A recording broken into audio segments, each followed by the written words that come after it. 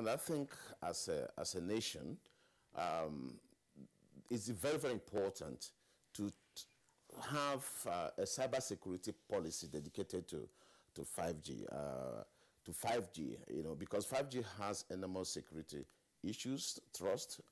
Just giving you an example, you can have a counterfeit component easily replaced, and that counterfeit component can cause a lot of havoc. Like the Honorable Minister was talking about the remote operation, and we alluded it can be used, you can use a robot to do it. Just imagine an adversary, an enemy, replaces that robot with a counterfeit robot. And so instead of doing the right operation, it does the wrong operation. So you see that as this technology comes, they come with their dangers, their perils. And how a nation begins to tackle these problems is going to be a boost to us to be able to utilize this to improve our economy, as it were. So the greater work now is actually how to be able to contain the implications, the security implications, safety and trust in the 5G. I think that is the greatest work before the Honorable Minister, of course now, to do. Not just on paper, it must be domesticated because it has very, very debilitating effect. We are going to be affected. Cybercrime does not discriminate. Cyber attacks does not discriminate. So imagine your whole house, you know, boggled, you know, in a minute. If you have CCTV in your house, every activities in your house is seen, you know, somewhere. So there's a very enormous cybersecurity issues that has to be addressed. And this is very, very vital. Good enough you're talking about that. I think the Honorable Minister is right here. I think you can respond to that. Talking about the cybersecurity, you know, policy he's talking about. Is it part of the national policy on 5G technology, or it's something in the works? So let me begin by appreciating my brother, Professor Imban Nasu, for his observations on that issue. And secondly, federal government has been proactive in that regard. But usually, as he knows, as a professional, not all issues of cybersecurity are being discussed in public. Because when you discuss them, then you already compromise. So that is why most of the strategies are behind the scene. But government has been very committed to ensure the security of the system when deployed. However, if I'm to speak superficially without being very specific, as he observed earlier, we have national digital economy policy and strategy. It has 8 pillars. One of the pillars addresses the issue of cybersecurity. We also have national policy on the cybersecurity, which is being coordinated by the Office of the National Security Advisor as well. And thirdly, this is what brought about the issue of like type approval, in which I said NCC is going to handle. It's all to ensure the safety of the system. And furthermore, in the next few days or weeks, even before the deployment begins, we are going to have sectoral computer emergency response and readiness team under NCC, which could be commissioned any moment from now. This computer emergency response and readiness team will shoulder the responsibility of monitoring potential attacks on our networks, even before they take place. This center could be commissioned even before we begin the first stage of the deployment. This is to show to you that government gives priority to the security than any other issue, because the SAT will be commissioned before the process begins. Okay. And finally, as I said, we spent 2 years working on this policy in order to ensure that it is robust, it is effective, and it is also secured as well. In the process, we had to study other countries that deployed 5G. In North America, we studied the process of the United States of America. In Asia, we did that of the South Korea and also, for example, China. In Europe, that of the UK, Germany, and Norway. As we are talking today, Norway is about deployment of 6G, not even 5G. Yeah, they have started discussing about 6G and 7G.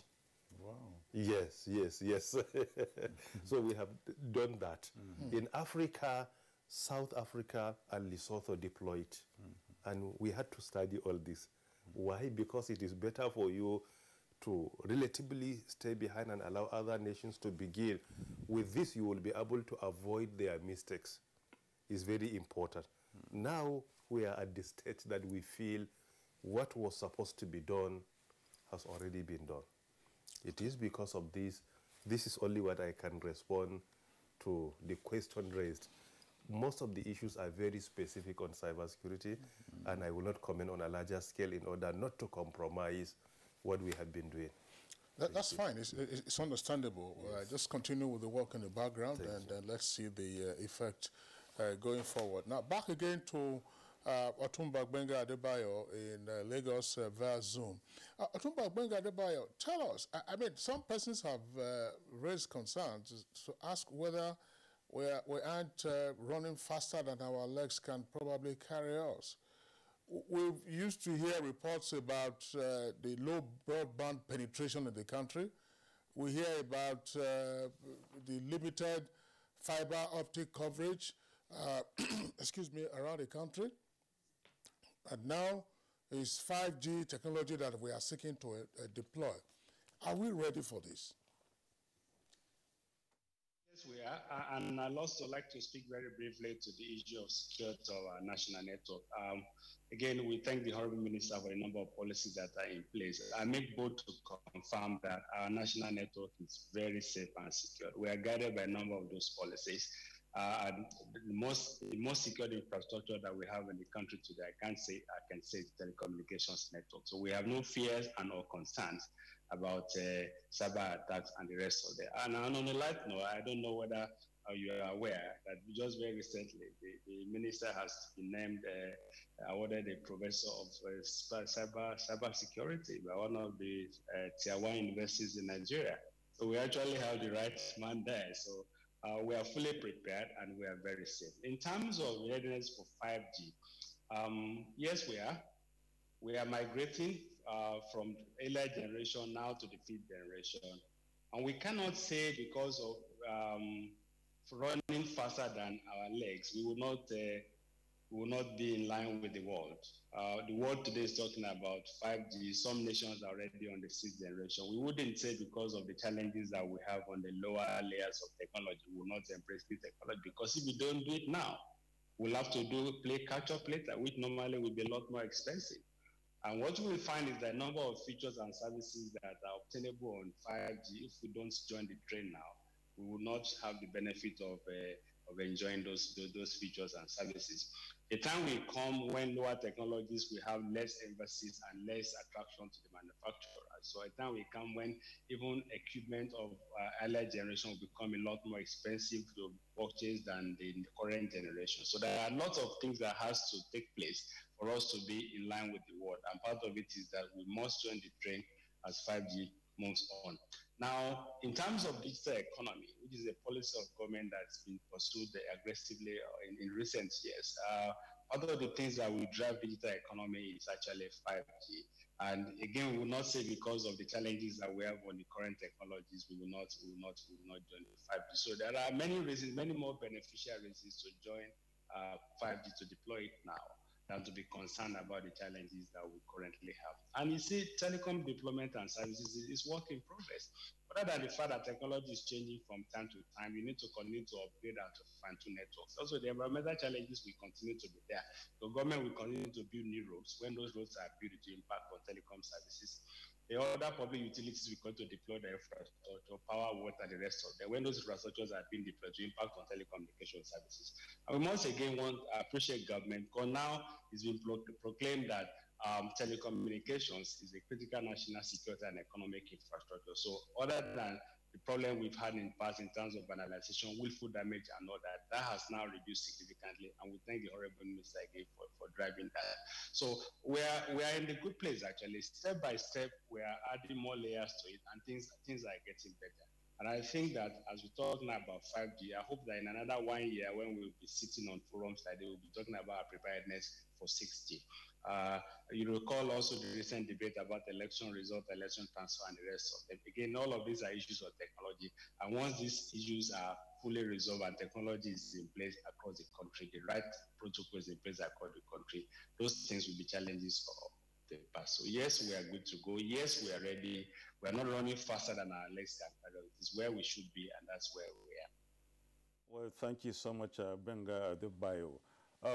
Issues of, any kind of policy, Honorable Minister, has its own positives and negatives. And of course, this technology should have its own disadvantages. I believe, I don't know how you're tackling or rather trying to look at that. The challenges Benga, Adebayo posed are also things we should look at because we cannot run away from that. But we will do that when we come back from the break. You're watching Good Morning Nigeria. We're reaching you from the Nigerian Television Authority. This morning we're discussing national policy on 5G technology. We'll now take your break. Stay with us for more. Since coming into office in 2015, the Buhari administration has recorded unprecedented achievements in all sectors, especially in the provision of infrastructure, which is the key to economic growth. Never in the history of this country has any other administration done so much with so little. I recall that when this administration came into office, the price of crude oil, which provides for 80% of Nigeria's budgetary revenues and 95% of foreign exchange earning, dropped drastically, thus reducing the amount of resources available to the federal government. In spite of this, the administration has continued apace with massive infrastructure developments. This message is from the Federal Ministry of Information and Culture.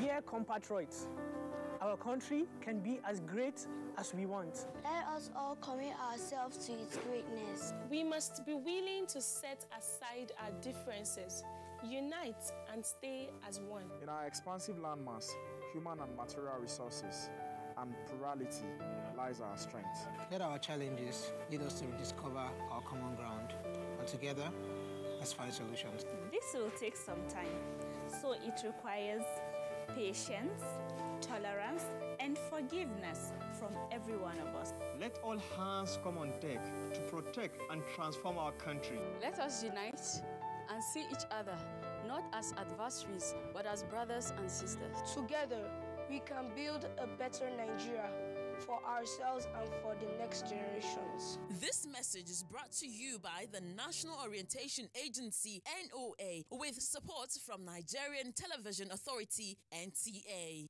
After a surprise loss in the first match of the season, the citizens have hot their campaign back on track.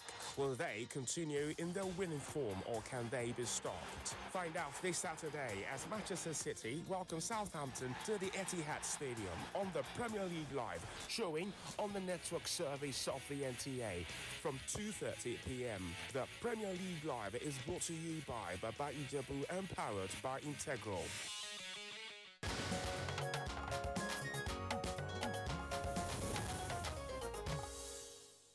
All right, you're welcome back, and you're still watching Good Morning Nigeria, and we're live on the network service of the Nigerian Television Authority. Now, back to our guests here in the studios, Dr. Uche Banaso. Dr. Uche Banaso, I mean, technological obsolescence is an issue that you have to grapple with. So you deploy 5G technology, what happens to the preceding generation of technologies that we've been using? Well, you know, it's just like if you look at everything has evolution. You know, when you were using Peugeot 504, today you don't use Peugeot 504 again. So they gradually, gracefully, you know, disappear on the scene with time. And so that is actually happens, you know, with evolution. So everything evolves. And that's the beauty of technology, because every day, something very new. God made man to be very creative, to be a creator. And the Honorable Minister was talking about some countries already moving to 6G, and some countries are already talking at 7G. So yeah, which is actually the point I'm driving at. You've already touched on that. That's, you know, are we able to catch our breath? I mean, Norway, the minister informs us, is already thinking about 6G. Yeah. And here we are, we just initiated a policy on 5G. Yeah. Others will come up with 6G. Before you know it, it's 7G. Yeah. And then in a matter of years, 10G. Yeah. Are we able to catch our breath and say this is what is appropriate for us? Yeah. Well, I think it's one of the things I actually want to suggest here, especially with this innovative 5G that the Honorable Minister has championed. And I must say, like when he was doing the digital economy, I was part of the review team. And we did a very great work. He's very visionary and forward-looking. What is important now is, because what bothers me much is that our country continues to be a consuming country. That is, you know, if you see the economy of all the whole world, it is, we have a very greater population. So if we can be able to produce at least 70% of what we consume, our economy will be very great. And it will reduce even the sort of securities we have, because there will be more jobs. And so I am more particularly looking at how 5G will improve our economy going forward. And how we do that is a strategy that has to yield its fruits. So when you look at 5G and look at the teeming population, Nigerians are talented. Yes. But sometimes what they lack is the environment. If you take Nigeria out of this country tomorrow and put him in the UK, he becomes a champion. And so the problem is the environment. And so with this 5G, what I'm trying to put, you know, to the Honorable Minister here, is how to be able to build clusters of tech hubs that can bring these young Nigerians together to be able to harness the potentials that we have, you know, be able to develop robots, be able to develop artificial intelligence, be able to, you know, solve little problems. If you go to China, almost every home is a technology home. They are producing, most of the things we use in this country are produced in homes. You go to India, the same thing. And so we have to begin somewhere. And because most of these technologies are no more rocket science. In fact, everything you need today to produce anything is available. And so a lot of Nigerians have produced drones, unmanned aerial vehicles, robots, but they are not deliberately coordinated and harmonized. And I think that is what is very, very key. How we can, you know, tap the benefits of 5G.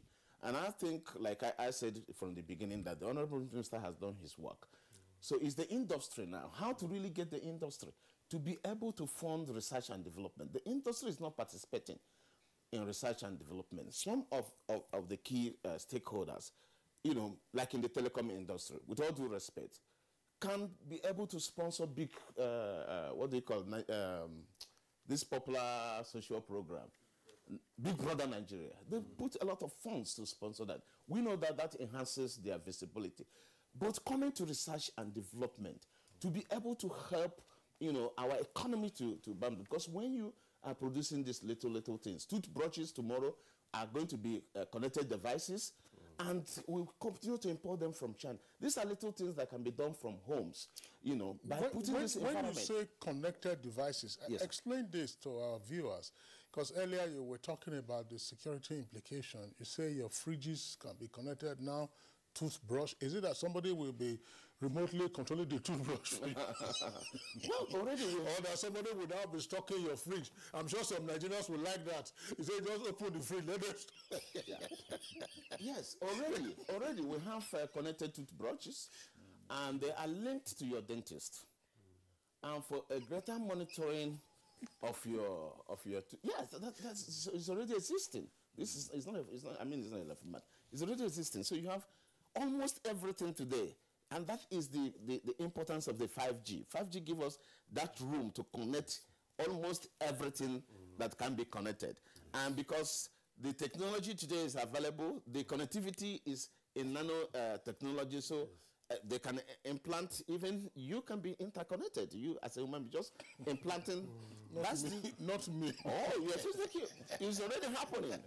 It's already happening. So these are the things we are saying. So all these greater connected devices, these little things like your toothbrush, your fridges, and all those things, even existing fridges that are not connected already can be made to be connected. It's just a simple technology. So what we're saying is that to harness the potential of this particular 5G, we need to provide the enabling environment for our young youths to be more innovative, creative, and go to market, because most of the things they're doing just waste on the roadside. Nobody is consuming them. And so when we have a deliberate coordinated centers backed by the industry, for instance, the industry, then we will have a greater improvement and greater benefit from the 5G. Okay, thank you so much, Uche Mbana. So let's go over to Benga Adebayo. Benga Adebayo, as the Chairman, Association of Licensed Telecommunications Operators of Nigeria, a challenge has been posed here by Mbana. So talking about infrastructure, which you earlier alluded to, we may not be having huge masts and, scattered all over the place, but rather smaller antennas now. And when he talked about employment in this regard, trying to open up the economy, and then bringing in the private sector into this to see to it that at least most Nigerians, become beneficiaries of this 5G technology. What would you say to the issue of, infrastructure in this regard? As one of the disadvantages, one would say, insufficient infrastructure of this 5G. How would you respond to this, and how would that, help in trying to open up the economy?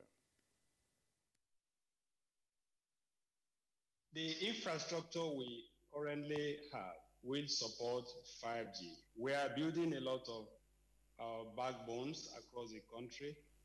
A number of sites that were connected by micro radios are now being connected onto the fiber network. Thankfully, the cost of rights of way that used to be astronomically high in times past is now significantly reduced. We thank again the Honorable Minister for that. And so the work to be done will be in the last mile. And this last mile is what we connect homes to the 5G, devices to the 5G, and all that. So in terms of readiness of our national infrastructure, we are good to go. It's just for us to layer on the existing infrastructure, the new technology of 5G. In some cases, a number of the sites will be upgraded. In some cases, you will just put a new set of antennas by the street side to power communities and to power streets and all that. And in a number of cases, devices will be connected like with fiber to fiber. So about our infrastructure, we are ready. Again, a lot has been done in this regard, and a lot will continue to take place. However, there are a few clarifications that needs to be put in place. In terms of readiness for technology and absoluteness, which is what you raised earlier, it's something people will have emotional attachment to old devices. When you go to some homes today, you see fine rotary dial telephone on their desk. Not because it is in use, just because they have emotional attachment to it, they will not allow it, they will not let it go. Now, technology will not wait for us. And absoluteness is actually part of technological development. Imagine if we do not do away with the old analog exchanges, what will happen to us today? So I think as a people, we need to develop a culture of embracing new technologies, which will help us. This will help us not just in terms of accepting the fact that equipment will normally have end of life, and when the end of life comes, it's a reality, they have to be changed and they have to be replaced. Now, people who will use 5G will not have to, in all cases, buy new devices, because like the professor had said, a number of those devices will work back to the previous generation. So you have a handset that can do 2G, 3G, 4G, 5G. But it is not to say that 2G will be here until forever. At some point, we will have upgrade in all of this, that the minimum, the lowest you probably will have will be the second gen, because you can't be at 7G and you are still talking about 2G, 2G. So at some point, it's a reality that will come. We must accept that technology will have end of life. And when end of life is here, it's a reality that will be. So culturally, as a people, we must begin to detach ourselves from the emotional attachment we have to old devices. Again, in some homes, you will still find cathode ray tube television set in their sitting room, not because it is working, but because they have emotional attachment to it. So you ask, what should they do with these devices? Again, we need to look at our turnaround and our recycling system. It's a policy that needs to be considered. How do we exchange old devices for new ones? How do we dispose of our old devices and the rest of them? Connected devices is something that you mentioned, and it is very, very interesting. Having guaranteed that our national network is secured, what you will have tomorrow in 5G is that the home will be connected to the office. The home will be connected to the phones. And all of these devices will handshake with each other. They will work on certain protocol that is controlled and managed by you. So in essence, you can be at the office and have a view of what's happening at home and operate your gate, operate your windows, operate your car park, and the rest of them. You can send remotely activity from point A to point B using your telephone, using your computer, using your home system, and the rest of it. So these devices will all handshake together with each other, and you will decide what you want to do.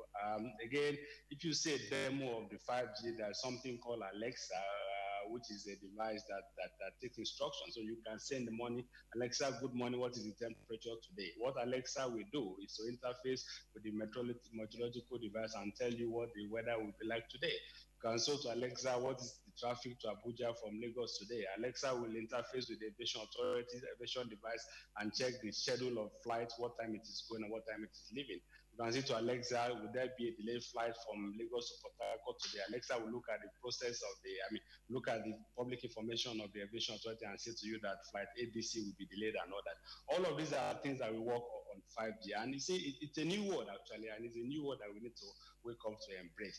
So when all of these are in place, you will not have any reason to go back to other technologies. And therefore, that's why there is a need for us to embrace new technologies. These new technologies, it will improve our quality of life, it will improve our productivity, and above all, it will create a lot of employment opportunities. You have seen recently the outcry that we had when the unfortunate incident of Twitter happened, what kind of economy, what size of economy is affected. And this kind of thing that businesses done by young people, a number of them just working out of their laptops, working out of their smartphones. These opportunities will become a lot more during the era of 5G. So in terms of job creation, employment, devices being connected, flexibility of the things that we do, easy way of living, all of that will be easier to be done over the 5G network. So I think it's something that we need to wake up to embrace and not to be concerned about technology obsoleteness, because certainly technology will not wait for us. All right. Thank you very much, Otumba Gbenga Adebayo. So that's farewell to 3310, the very famous 3310 that we're all familiar with. All right. Back to the Honorable Minister of Communications and Digital Economy. Back to the national policy on 5G. What are the timelines indicated in the policy? And then more importantly, local content. And allied to that is an issue that Dr. Mbanaso raised. I didn't want to go back immediately to Otumba Adebayo to respond to the challenge it threw to telecommunication organizations to fund R&D. One of the major issues we have in the country today is MNCs, that's to say multinational corporations, hardly fund R&D in Nigeria, but they fund it in their home countries. So what are we looking at? Timelines for the national policy and local content, out of which we're talking about funding R&D. Thank you very much. Firstly, on the timeline, the policy implementation is with immediate effect. And as the policy outlines clearly, that 5G could not be deployed at once in the country everywhere. We have to identify the major cities where 5G is required. For example, like Abuja, Lagos, Port Harcourt, Kaduna, for example. So it should be strategic. And secondly, so that one is with immediate effect. That is why I said we have even met at the National Frequency Management Council to discuss the release of the spectrum. So now the process has started. And we do hope that in the next few months, you will be able to enjoy 5G here in Abuja. Secondly, when it comes to local content, or what I usually call indigenous content, I share the same sentiment with you. And that is what compelled me to develop what we call national policy on the promotion of indigenous content in the telecommunications sector. We have developed a policy which was launched and unveiled by Mr. President in May 2021. In that policy, we clearly mentioned that in the next few years, our target is to ensure that we have implemented the statement made by Mr. President, where he says we must produce what we eat, and we must eat what we produce. We couldn't take this statement just at the literal interpretation of it, but rather more technical interpretation. What I mean by that, when Mr. President said we must produce what we eat and we must consume what we produce, it's not only in agriculture. It should be in each and every sector. What I mean and what we have interpreted in the telecommunication sector, let us ensure that we manufacture what we patronize, and we patronize what we manufacture. That is what brought about that policy. And so far, so good in its implementation. Under Nigerian Communications Commission, we have already established an office as it is today. The office has been mandated to anchor the development of our indigenous sector in the telecommunications. That office is being headed by a director of NCC, and that office has been coordinated by NCC, and some of the staff of NCC now are part and parcel of that office on secondment to ensure that they follow what is being imported into Nigeria and what can we do to ensure that we significantly reduce the importation, if at all we cannot terminate it completely. So as it is today, we have NODIT. That NODIT is the National Office for the Development of Indigenous Content in the Telecommunications. It is an office of NCC, and it is being coordinated by NCC, and it's part of the policy we have developed, which has been launched and unveiled by Mr. President. As it is now, today, we have the capacity to produce the SIM cards we need in Nigeria. Few years ago, even SIM cards were imported. But today, the situation is not the same. We have the capacity not only to produce what we need in Nigeria, even what can be used in Africa. Secondly, as it is today, our original equipment manufacturers, with support, they had been manufacturing mobile phones, not only mobile phones, smartphones. We have OEMs in Nigeria, and based on their standard, you can call them manufacturers. Because if you go globally, when you say we manufacture, it doesn't mean that each and every part must come from you. This is the standard.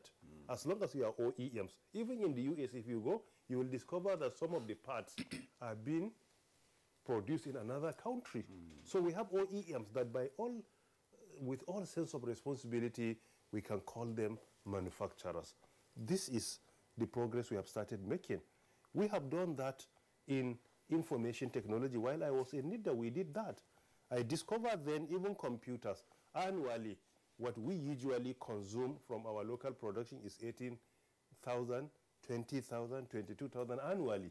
But before I left the place, we have catapulted that number to over 500,000 annually. So this is our target in the telecommunications sector. And to be fair, most of the members, including Alton, gives the necessary support to ensure that in the next few things, we turn things around by making sure that we are no more a consuming nation, but rather a producing nation. Okay. And this is the only way where we can fight unemployment and unemployability in our country. And this is the only way we can make our money to be strong. And this is the only way we will create many more jobs for our citizens. And I think the last statement on research and development. Telecommunication sector and mobile network operators have been doing their best to support the sector, particularly compliance with federal government directives. However, research and development to be supported by them, I don't think it's a hard law, it's a soft law. Soft law falls under corporate social responsibilities. And we want to ensure that in the next few months, we will compare notes with them to see how we can join hands together between government, academia, industry, to make sure that we jointly support research and development. As I'm talking to you today, we have research and development under NITDA, where we support research and development. While I was in NITDA, we had a department of research and development. That department coordinates research within the sector. And we have partnership with many universities and institutions, even Massachusetts Institute of Technology. We work together on REAP. Mm-hmm. In NCC, now we are increasing their research and development. In the next few days, a committee is going to be inaugurated between industry, academia, and public institutions, purposely on research and development, to evaluate even proposal sends on research and development. So we have been doing that, and I believe there is need for us to do more than what we have been doing, and we will continue to increase on what we have been doing. Thank you. Okay, congratulations, Honorable Minister. Well, thank you so much. Maybe in 30 seconds, if you will, or if you can, what would you tell Nigerians about 5G? My message to Nigerians, firstly, is congratulations on the approval of the policy. And secondly, we should consider technology as something that has pros and cons. It all depends on how you use it. I encourage and urge Nigerians, when 5G arrives, let us use it to support ourselves economically, educationally, socially, and otherwise. Okay. Let us not make it a platform where we create unnecessary enmity, hatred among ourselves. We are all Nigerians, and we don't have any place better than Nigeria. This is our only country. Together. It is the only country we have. We have to live together. All right. Mbaniso, you have 60 seconds. Thank you very much. I think the Honorable Minister has actually amplified some of the greater things that 5G brings. And I join hands to say that Nigeria should embrace the technology because it has enormous potentials. And as we work together, how to allay the fears, the security and safety issues that goes with it, we'll work together. And the Honourable Minister has already made a promise in that area, and I believe him with his words. Okay. So Nigeria should embrace 5G. Okay, thank you so much. And finally, Benga Adebayo, we thank you so much for being part of this program this morning. We are pressed for time. We may not really be able to give you much more time, but we can still maybe allocate some 30 seconds to you and talk to Nigerians about let him do it at 5G speed. Okay, give the 5G speed in that regard, and then talk to Nigerians about this. Just to assure the consuming public that there are reasons why we're here, we appreciate Nigerian consumers for their contribution and support for the national network in the last 20 years, and we assure them that we will continue to provide services and technology that will keep them safe, that will improve life, that will improve economy, and I will justify the reasons for the confidence they have reposed in us. Thank you very much. Well, thank you so much, Benga Adebayo, Chairman, Association of Licensed Telecommunication Operators of Nigeria, Alton. It's our pleasure you've been part of the discussion this morning. Thank you so much once again. Honorable Commissioner, Honorable Minister that is Communications and Digital Economy, Professor Issa Alipontami, you've been of great asset to us this morning. Thank you so much. It is my pleasure. Thank you so much. And then, of course, Uchimba Neso, Associate Professor, Cybersecurity and Executive Director, Center for Cyberspace Studies, the State University. Thank you so much for being part of Good Morning Nigeria. Pleasure to be with you. Thank you so much. Thank you so much. That's Good Morning Nigeria for today. And then we hope to come back tomorrow with another package. I'm Yusuf Badabusman. Take care of yourselves. I'm Kingsley Osadolo.